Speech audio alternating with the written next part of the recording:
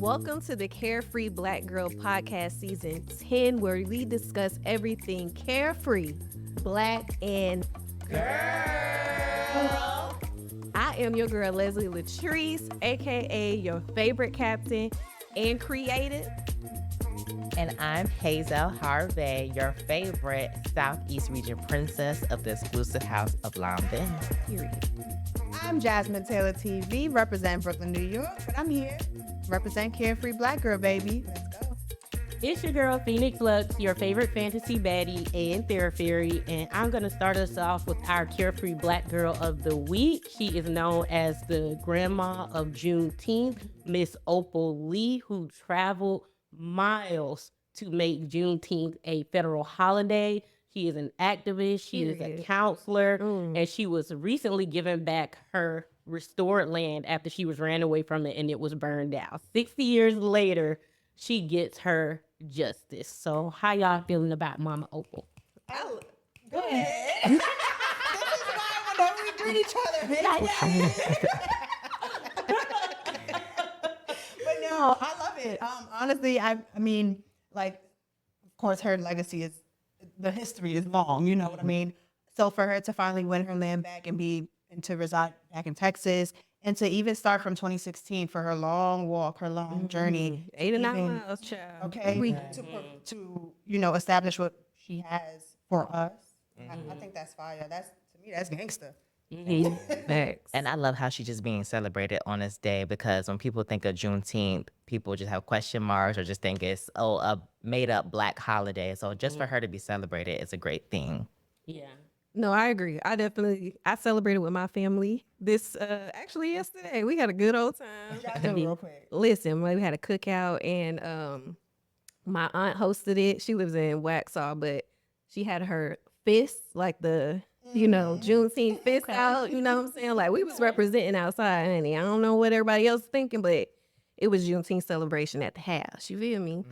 So yeah, I love Miss Opal. I'm glad that she made that something that can be recognized federally. Because if we think about that as a past service member, we recognize every federal holiday, right? So that being a holiday in times where we can celebrate our history, our freedom, is love to me, because I, get the day off. So all Thank you y'all, for your services. period. So all y'all businesses out there that's not giving the folks off so we can celebrate. Yeah, Get with the program. Get with it. I definitely Get with the See, that's program. what I'm saying. I took that as when I was working, I took that as a a floating holiday or whatever. I was like, yeah, I'm gonna get my time. Oh, in. yeah. I would either take off or call off, but I'm going to be off. Period. And just for the record, if you got to ask, you are not invited to the cookout. Let's just make that very clear. And out. Have reverence for Juneteenth, but you are not invited to the cookout. Period. Now, I actually had to work. Usually, like you said, for every federal holiday, we're either off or have to work half a day or time and a half or something. But no, it was a regular day. I do recall myself asking my district manager, I was like, last year we had to work. What about this year? She was like, Jasmine, you're so well spoken. Maybe you should write my boss. Right. And Advocate. express Come on, Opal. Important. junior. Right. And then she was like, I don't think I was taken seriously because I'm Caucasian. She was like, however, my children are African American. I'm talking about her children have 4C hair. Like, so it's meaningful to her as well, because she's been teaching her children the history of the importance of Juneteenth. So I was like, damn, I work a full day and I'm not getting paid time and a half. Nope.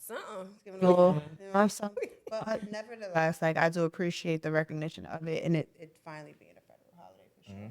Awesome. I also love what Dr. Opal represents for people who are activists and stuff. Like, I do a lot of that work and you can get like really burnt out, but to see her still continuing and going like 97 years old. 97.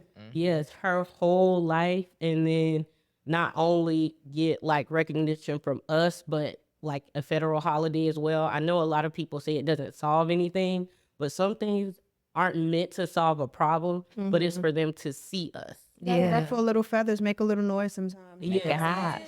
Like, whether they like it or not, like, even if they don't believe in Juneteenth, you gotta be glad it's Juneteenth because you're sitting at home today. Thank you. And so I think that's very important. And I just admire like her perseverance. It's like good for us to see, and that it can be rewarded, because it can Very be inspirational. very tiring, advocating. So shout out to Mama Opal. Cheers. Snap, snap. Snap, snap, snap.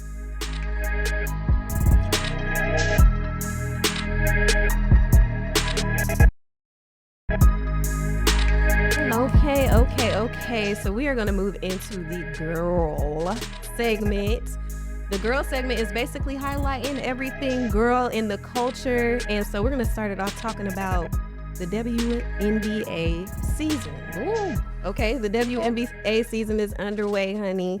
We got our girls out there now, getting some recognition. We filling stadiums. We tussling in the streets.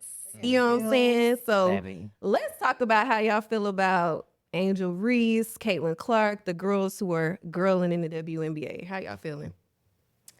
Well, me personally, I love it. I love all things black, all things girl. So I love it personally. I'm 5'10", but I'm not really into sports too much. Right. Like, I have all this wasted height. However, I can appreciate my fellow tall girls, my fellow stallions, killing the game and actually bringing like more, like not awareness, but recognition to WNBA. Not saying that people weren't paying attention, but obviously I'm sure we can all agree it's more attention being brought to the WNBA. Not only because these young ladies, not just Angel Reese and Caitlin, but a few of the other females, even like Asia Wilson, a lot of college women's basketball too. They're so fire, you know what I mean? So, and on the court, but even physically, like they're beautiful. I don't like to speak negativity, but like say they wanted to go into like modeling, a lot of them can. No, they're beautiful. They're beautiful women. They're definitely ruffling feathers. I love the sportsmanship that they're showing. Some people might look at it as ghetto or it's not our code of WNBA, but guys do it. It's cool if they do. Right. But speaking of ghetto, this is also where I wish people would kind of try to like, separate the drama from the actual talent of these people. People have to understand that, like, it's a sport at the end of the day, and the it's culture in general. Yes, and it's a talent to have those type of skills on the court. Not everybody can dribble. Not everybody can shoot a three. Right. So instead of just looking at just more of the drama aspect for these women, of the little things that they do in the court, just like the men do. The men do it. It's like, oh, funny. Oh, yeah, they break up the fights, and then they all go to their team's timeout, then play back again. Don't carry that for the women, though. Let the women have those little moments and then focus on their talent and their skills more than just focus on the drama. The double standard. Yeah, well, I think that comes down especially to like what we seen what happening with Angel Reese, where she's under a microscope and it's taking almost her teammates, white and black, to validate that she is a good person. That's the part that makes me sad, because I feel like Black women are always having to either explain or perform our emotions in a certain way. Right. Like I'm pretty sure as a young woman who this is her dream, and to see that you're bringing in all this notoriety feels good. But even, we can't have that. Like, you celebrated too much. And then when, if it's not that, it's, oh, she's angry. Oh, she's this. Oh, she's that. And I want people to ease up and let Black women feel without having to perform it in a way that's palatable to you. Let us just feel our feels. Like, and to your point, the men do it. Yeah. I mean, some years ago when Nicki Minaj came out with her like DVD version of her album, she said, when a woman is assertive, she's a bitch. But when a man does it, he's that man. He's a boss. And it's true. Like, if a female stands her ground on the court or podcasting, music, content creating, and she's assertive and she stands her ground, we're angry Black women. We're hard to work with. It's hard to get deals, So, like Hazell said, I just wish that stigma could kind of like fade away, because it's like she's a human. She's a woman. She has feelings. She has emotions. Men got emotions. Because I see the emotions on the court in the fields. But not just that. Like how you're saying, like, she's multi-hyphenated, right? Like, and most women are. Anybody is, right? And that like reminds me of my past career as a soldier. All we were seen as are soldiers, right? But in fact, I'm a content creator. I'm an entrepreneur. I have a bunch of different things that I'm doing. The same with Angel Reese, with what happened when she went to, was it the Grammys or Met Gala? She went to the Met Gala and they were like, you shouldn't be going to the Met Gala. You need to be practicing and getting ready for the season. I'm like, so my good sis can't put her wig on and her dress and stunt and still play. But let that be your thing. When Make it make sense. rest in peace to Kobe Bryant, but when he was doing cameos, and same thing with LeBron James, he just did the Space Jam. Like, it's not a problem, but when it's like us Black women doing it, it gets a little Convoluted. And it's like double standard, like y'all were saying. In my opinion, it's power in numbers. So I feel like the more of us that continue to support WNBA, the more that continue to support her as an individual, and even outside of WNBA, because obviously we see her outside. Yeah. You know what I mean? Yeah. Even before, when it was off season, you see her on TikTok with her boyfriend, just going on vacation. I love that. She's a human. Yeah. I feel like So she's relatable. getting what Sha'Carri got in her season. And shout out to Sha'Carri. I remember she correcting this. Yeah, she corrected somebody, and I don't want her to correct me. Sha'Carri, I got you. Shout out to you, but I feel like Black femininity is often challenged in sports. They don't get to be angry. They don't get to celebrate. They don't get to mess up.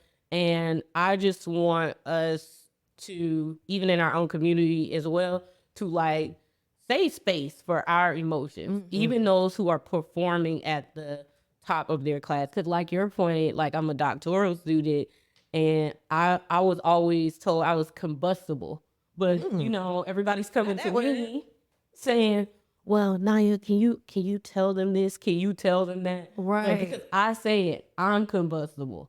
So I feel like we're always expected, like I said, to perform. And the only thing they should be performing is in the sports. Like they get to have their life, like you said, be with their boyfriend or mess up, or, you know, they're not perfect. Because we have, what was that? They're in their early 20s. Yeah, what was that? That white guy, Ryan Lochte, who lied about getting robbed at the Olympics and stuff.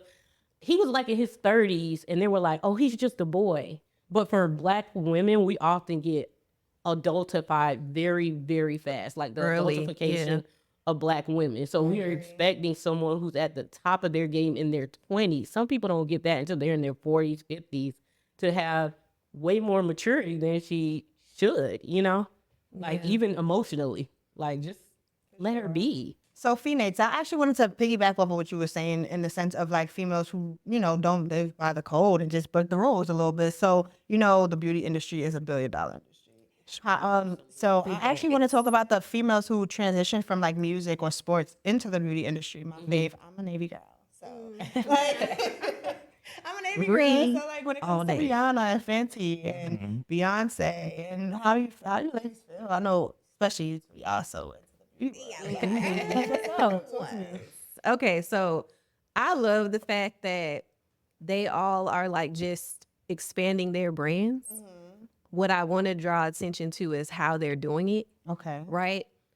I believe, and some people, you know, are on the internet and communicating about how they went about it, like how Beyonce came out with her hair care brand and just kind of popped out with it and didn't kind of promote it. I mean, she don't even do that with music. She don't do it with music. She don't do it with her relationships and anything else that she's ever brought out, especially since her Lemonade album. That was one that she never promoted, The right? Beyonce one with the pink and words. That's what she started. So I'm just saying, like, we're kind of putting them in the box of the beauty industry where there would be some sort of marketing or promotion, but they're just not. You know what I'm saying? Like, if it's a brand, right? Like her brand is Beyonce. That's how she did it. She's been doing that. Yeah. The same with Fenty hair and Rihanna. Yeah. She promoted it. We talking about like how it's for all hair types, right?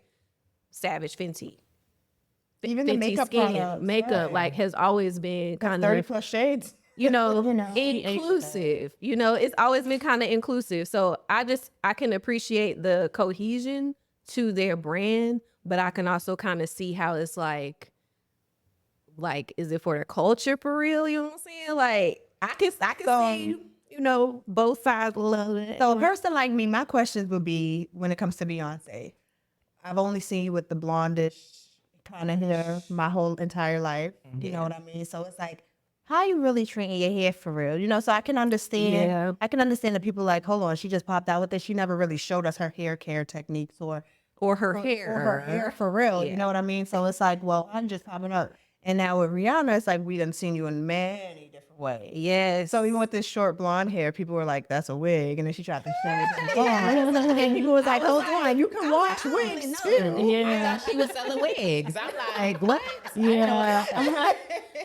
I know. Yeah, I think to your point, it's not necessarily her hair as much as Beyonce has kind of. Oh, I'm gonna need to see the person's hair before I buy some hair products. True that, but I think for me, Beyonce, and I've heard other people talk about this, where she is like a masterful artist. Like, you know, she will create like a vision in your head for each album.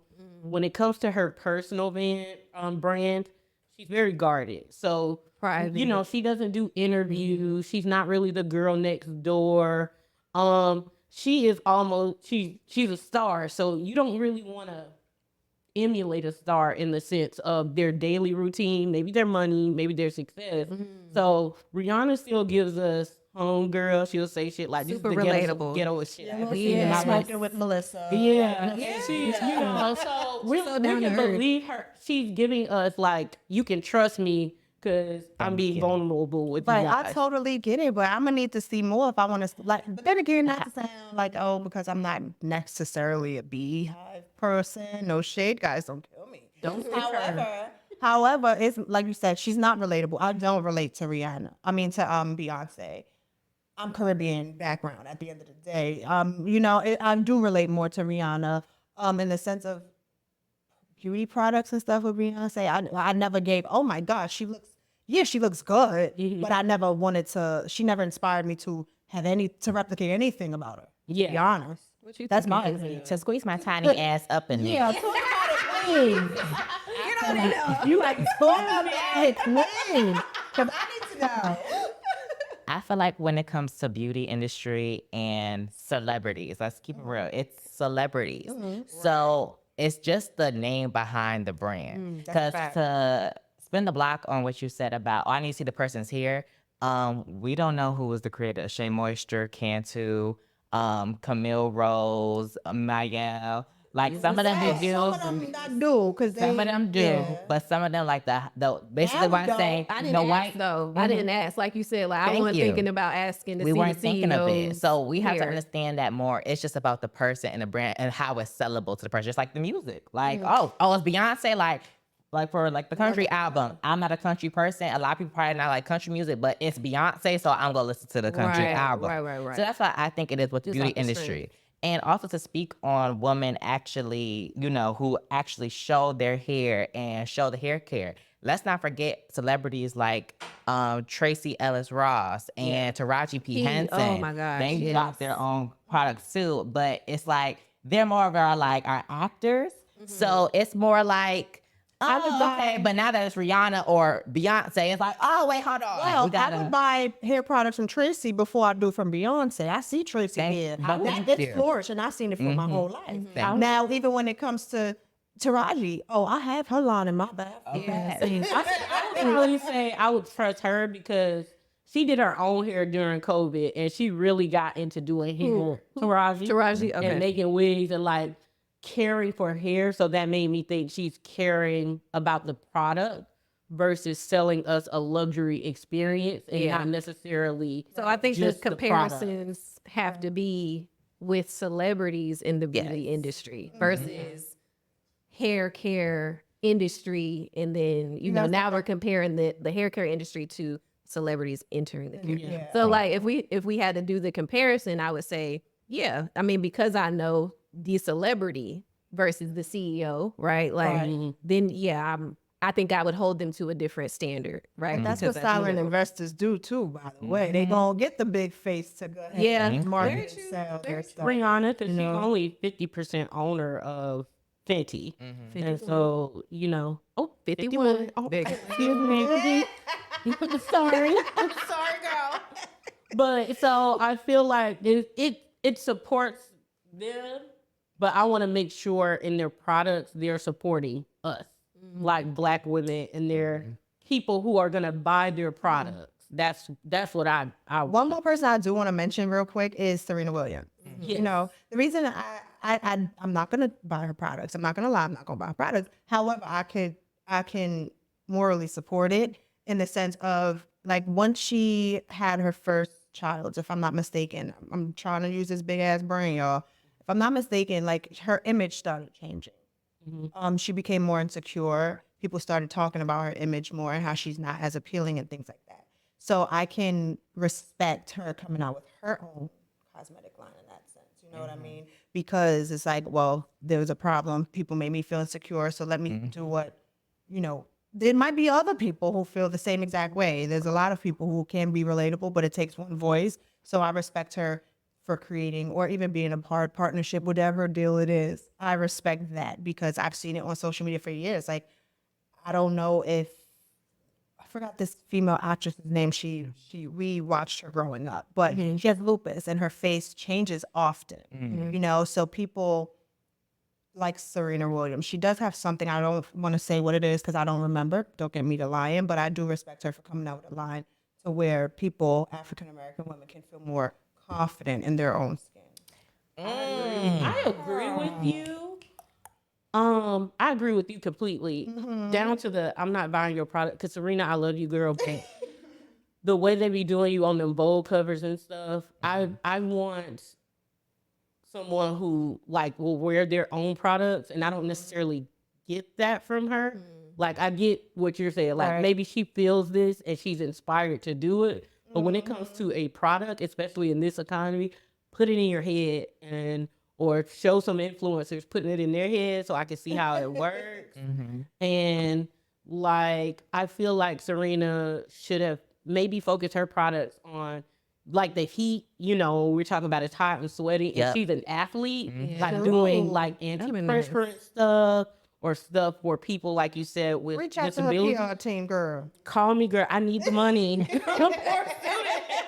Like, you know, like working with a trichologist for people who may have alopecia or lupus, like you said. I feel like if she would have curated it a little more, I might have bought it, even if it wouldn't have been my favorite thing because it's so intentional. But to your point, I support you, but I support the idea. yeah, some of your stylish choices is a little. I think there's just a respect to be, an appreciation to be had just for Black celebrities who are making products for Black people, period. Even though there are, you know, inclusivity, all hair, all textures, faces, etc. I think there's still an underlying, like, this is for us, by us type vibe.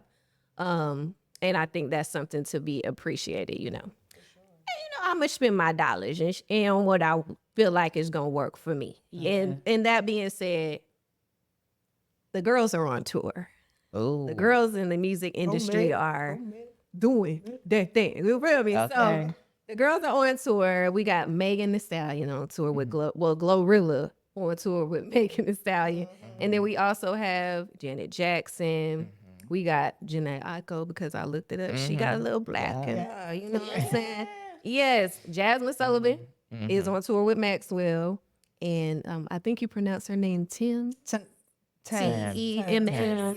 Those cats on tour too. Yep. So they're on tour, and your girl, me, I personally am not going to any concerts this year. But if I did have to choose who I was going to see, I'm definitely pulling up on Maxwell and Jasmine Sullivan.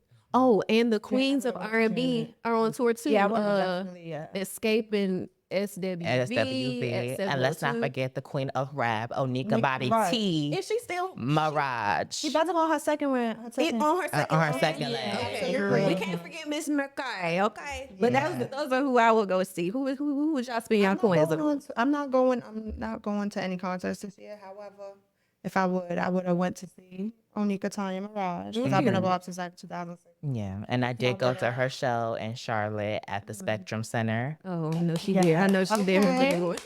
Did her thing, and great show. And I think when it comes to these tours, What I've realized is I'm really not a tour person. Any tour concert I've been to, I always end up in a tussle. So I be I sometimes, but I feel like with now it's like I want to see someone where it's like I want to see someone like before, like they never go on tour again. I feel like with these It's new more people, intimate. yes, with these new Yeah. people, that like for example Maxwell, you will want to go to one of his shows because you never know You when don't he's really gonna go know. back. No, it's very true. So especially Jasmine Sullivan, like you never know when she's gonna come girl got back a on a voice, tour, drop another album. So those are people I wouldn't cherish to go to the shows to. These other girls who kind of just like are popcorning it and dropping everything. I could wait on you, but once I feel like, oh wait, hold on, I don't know when she gonna come back. Let me get up and go. Yeah, Like, You know whose no, tour for I sure. regret not going to? Tiana Taylor. I regret not going. oh, because see, that's a great She's a example. performer, I though. regret I not love going her. to Prince when I was in college. And I'm dating myself because it was a while ago, but Dang. I love, like, I cried when Prince died, and like I was like, oh, I care more about school. That was the wrong choice. Sometimes that's the wrong choice, y'all. And You only like, live once, girl. and then, Really? Care about school more? yeah, because I was in college and I had a lab, and that was the wrong choice because then he died. Right. Oh, And then I man. never got to see But him that goes again. back to what I love said. Like sometimes you gotta go to that damn tour. You Yeah. never know when they gonna You go never to again. know. Oh Lord, girl, I gotta say a prayer for Megan to go tonight. If I could go, I would go to theirs. But much to Hazel's point, I'm very much, and maybe it's the little neurodivergent in me. I'm in my era where I want to go to an intimate concert. Like I Yeah. like a lot of Get your indie money's worth artists. type vibe. I'm very much a festival girly. To your point, I'm old. Like I remember last time I went to a concert, somebody stole my little merch. I was hot.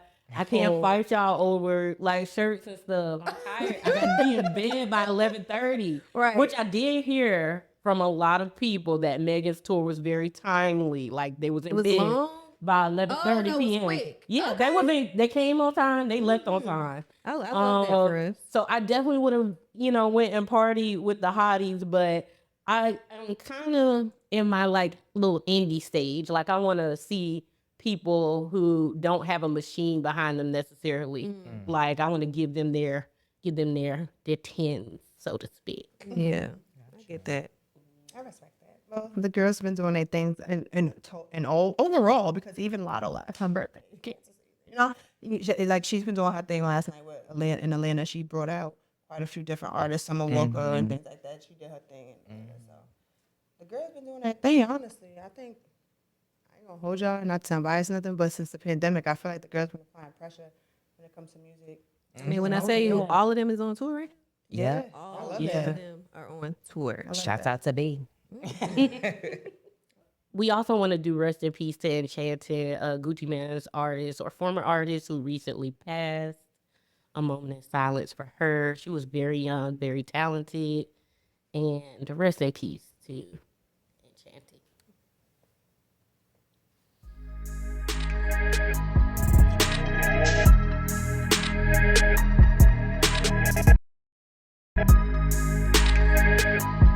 So now we're going to tap into our get free, or, right now it's stay free, because we're going to talk about Project 2025, which is Trump's major platform he's adopted from the Heritage Foundation. It is draconian, it is authoritarian, and it endangers so many people. There will be repeals on abortion. He wants to slash funding to climate change and economic things. He wants to ban pornography. He also wants to remove protections for protected classes of people. And it's just all in all, if you have not read it, please read the document for yourself to see how harmful it is. And I know we don't like our options. A lot of people don't like our options, but it's something that's worth our attention. And so what are you ladies? How are you feeling after you read the document? Well, I didn't read the document, but I did do some research, and it's a true conservative agenda. So Trump is essentially the face of this agenda, but all his like conservative counterparts were the people that put this thing together and made all the pillars that go with it.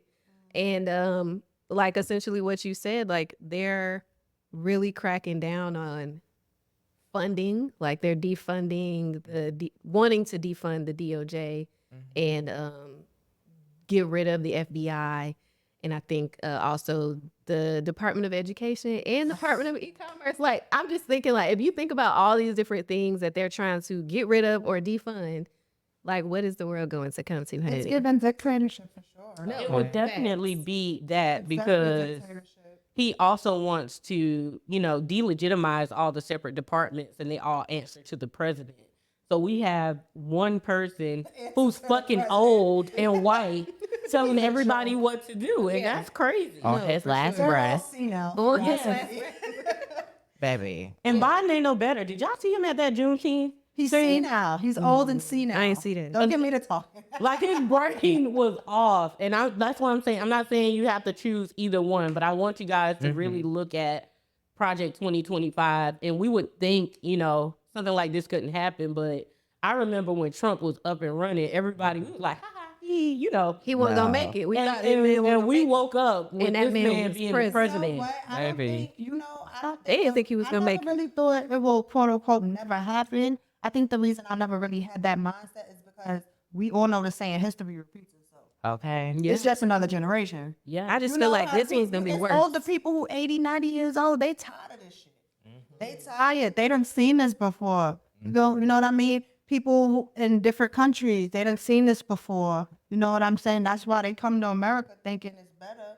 Now they tight because it's really not much different. You can't even get on that plane to come here anymore. If we vote Trump, the people that think that coming to America is so great, they wouldn't even be able to do that. The people that's already here don't even have to go back. Not to mention job security is going to be insane, especially when it comes to getting jobs that are, or government jobs, because what I looked up is that like there's like over 200,000 jobs that are just out there that are like for administrative purposes. So like people pushing keys and typing, just to keep the government running, right? But then you have those few 4,000 or so at the top that are appointed by whoever's the president. So with this new project though, they're going to almost over 50% of those jobs that are administrative will then turn to get on the political side of things. So that means that whoever is acting president will then be able to position those in favor of his party to then take those positions. So that literally just puts us in a complete bind. And then you have all that turnover, right, with those different parties. So I just think about that and like how it impacts us. And I think what can we do, right? Like what can we do is be educated. For sure. And like stay connected. As much as people, even like myself, I'm not big on politics. I don't want to say I can give a shit because it affects us, Right. So I do try to dabble in and tap in. However, especially us minorities, we have to educate ourselves. And I'm saying that to say, just because you black, that don't mean you gotta be a Democrat either. Right. Educate yourself. Vote. Vote. Just starting with primary. Just start with something. And don't just vote because you heard grandma said that's who she's voting for. That might not be who you rock with. Just educate yourself for real. Yeah. See the pros and the cons, what affects us as a community.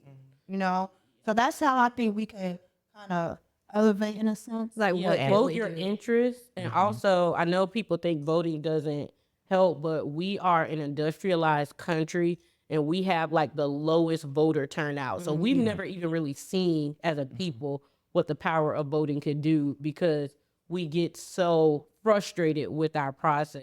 And I just want to say, especially for us Black women and Black femmes, they are politicizing our existence. So it is very, very, very important to, even if it's just locally, care some degree about what happens to you, because it really scares me when you think of all these things that are cut. Usually Black women get the harshest kickback. We do. And this is the time where we need to come together. And that's going for anyone. That's going for Black woman, naturally born Black woman, trans Black woman, queer Black woman. Like, we literally can walk into a room and just be judged because we are who we are. Born this way. And that's if like we sit back and just say, oh, we'll let everybody else vote and just take care of it. We can't do that this year. Because this Trump gets in and this project gets passes, we're not safe anymore. Right. And No, Black trans women are not safe. Like, I'm terrified because the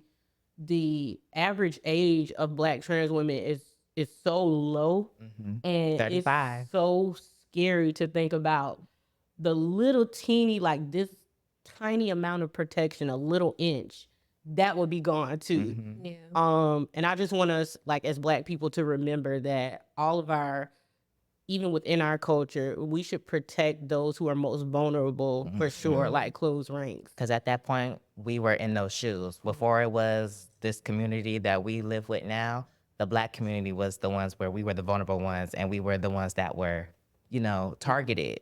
So we have to look out for those now in the communities that are here with us now, because it's them now. To piggyback off of that and to conclude that, I actually just want to say, in order for us to do that, I'm going to call a spade a spade. We got to get that hate up out our blood. Get it out. Oh, yeah. There's too much resentment amongst each other for us to be like, hey, I'm going to rock with you. I'm going to support you. I'm going to hold you down. As a whole, we got to get that hate up out our blood. There's too many generational curses, too much resentment from the past to where we're not supporting each other. We're not protecting each other. It takes a village. And we suck. And let's be real, we suck. You know what I mean? Like, we see different races and ethnicities come together. There's something called susus, put money in a pot, and then at the end, whoever it lands on, they get that bread. We as people need to continue to just build and grow and like literally get that hate up out our blood to where we can support each other. And I'm not saying hate necessarily amongst each other. It's too much of generational trauma to where we can't be vulnerable. It's hard for us to be vulnerable. Yeah, and the vitriol just on the line. That's just my opinion, because I gotta kind of be devil's advocate. The sweet shit sound cool, but listen. No, that's something we definitely have to talk about on another podcast. But also, shameless plug, come to Carefree Black Girl, where the space is safe and it's community. But we're gonna lighten this up and transition. I know we hit y'all with a lot of information, but let's get into some vibes. Some box or not, some box or not, some box, some box or not, some box or not.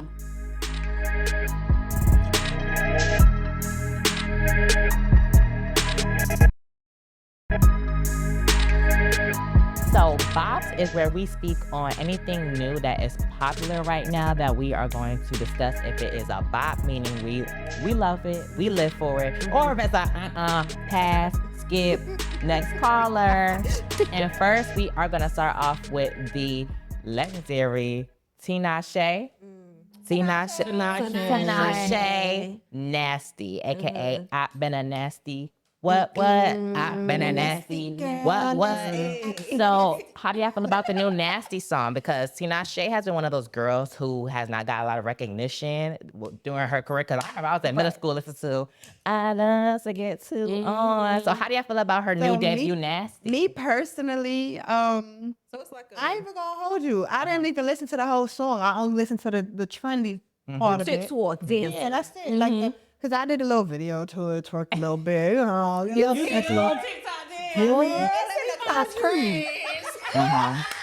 it in the draft? But no, So, Tinashe's Nasty. Is it a bop? 5, 4, 3, 2. Bop. Yeah. it's about. I like it. And then we have the up and coming, came back for a comeback, Normani, her album Dopamine. That's her album. Dopamine. Dopamine. Normani's new album, Dopamine.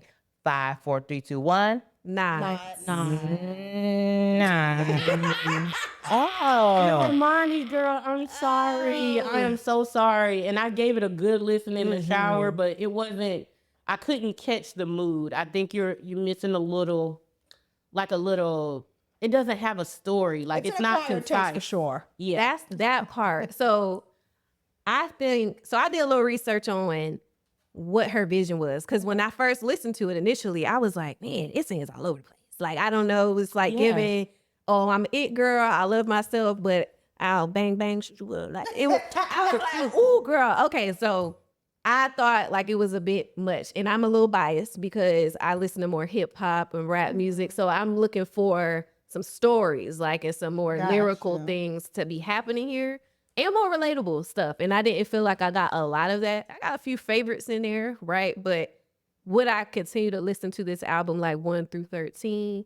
Not necessarily. So that's why I feel like it's a not for me. It's just not relatable, and it doesn't fit with what I currently like want to vibe to. You know, understandable. So Gun to my head, if somebody said name something besides Wild Side. yes, girl. Yeah, that's what I was just about to say. Like, personally, you can't give me this line. I don't know nothing about them. And even the concept of the album art, she's just like sitting on a rocket, but it's called dopamine. Dopamine, I expect you to look like, like high. Well, baby, Think about it. A rocket go high. You with dopamine is high as a drug. no shade, but baby. I get that.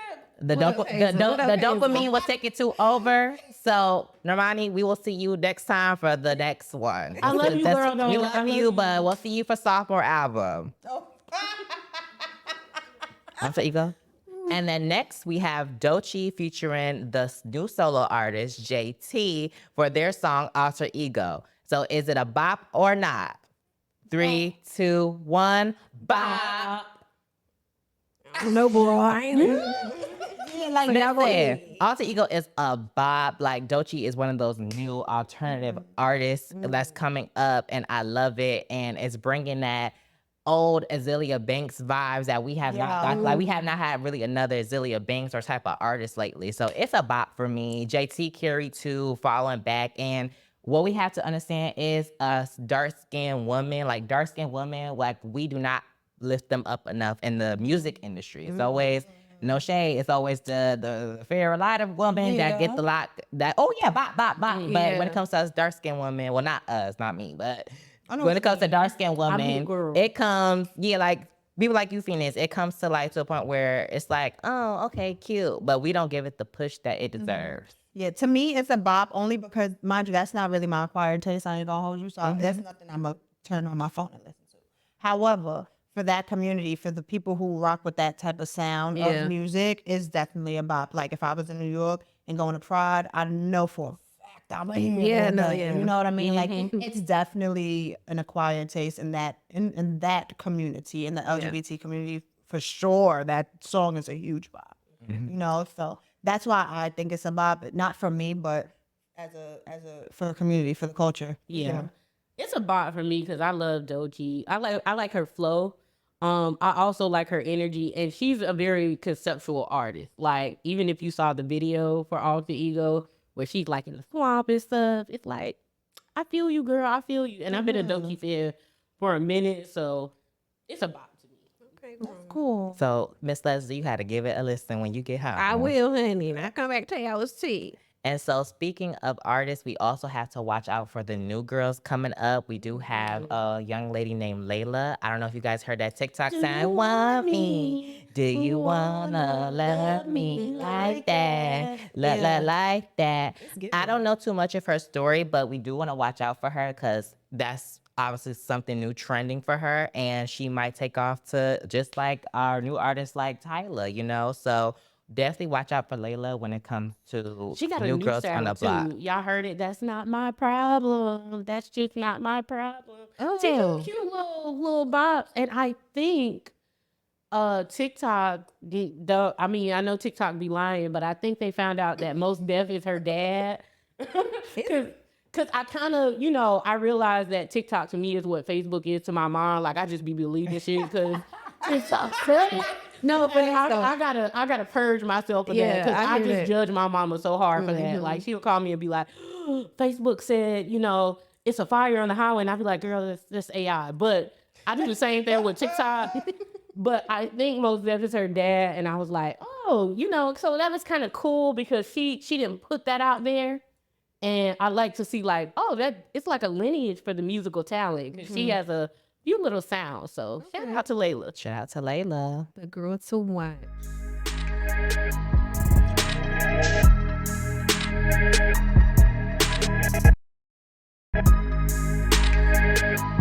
And today we actually want to get into the businesses to watch here at Carefree Black Girl. Right now we are actually filming at Charlotte Black Owned. They are a Black-owned company and business that's been highlighting and catering to over 1,000 Black-owned businesses within the last 4 years. So shout out to them. So if you're seeing this, make sure you go follow them at CLT Black Owned.